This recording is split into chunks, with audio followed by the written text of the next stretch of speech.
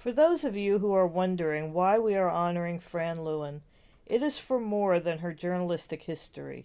She was the heart and soul of JAWS for many years, and the impact on our organization is monumental.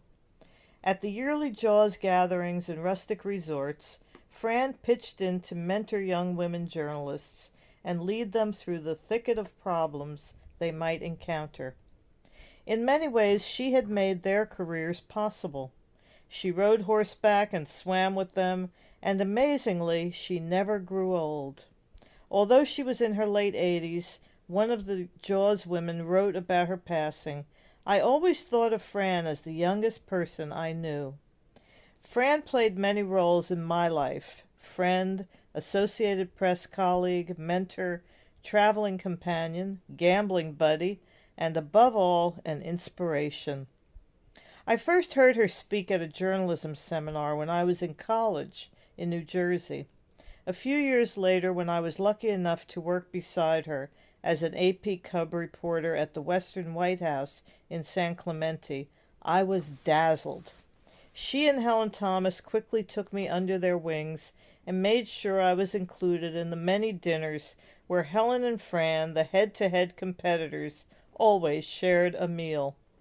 Their friendship, like ours, was forged in the trenches of news coverage. And it was there that I heard many Fran stories. Theo Wilson, the great New York Daily News reporter, another JAWS stalwart, would relish telling what I consider the ultimate wire service reporter story about Fran. Theo and Fran were chasing after Jackie Kennedy on a memorable trip through India, during which Mrs. Kennedy rarely spoke to the press and was notorious for being late for events. One day, as the press grew restless waiting for her arrival, their hosts offered to take reporters on elephant rides. And so Theo and Fran, who were small of stature, were hoisted together onto a colorful painted elephant, which later was to be part of a procession to greet Mrs. Kennedy.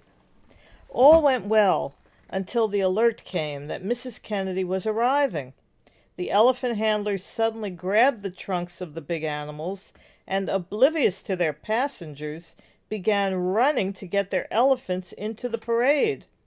Fran and Theo clung to each other for dear life, and as Theo told it, she had to stop Fran from throwing herself off the elephant to cover the story.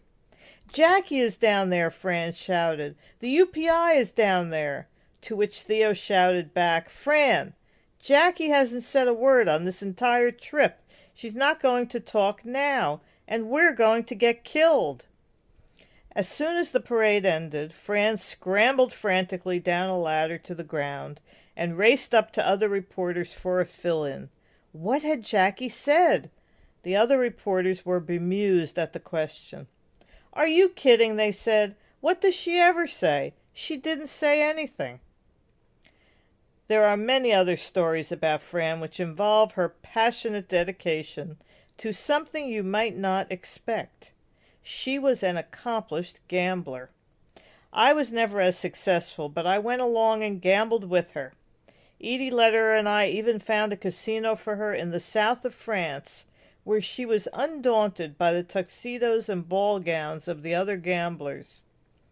She taught me to play craps, and oddly enough, in our last phone conversation, which we did not know was to be our last, we talked about many things, including strategies for craps, how soon she could be ready for a trip to Las Vegas, and her plans to go to the races that weekend for her birthday.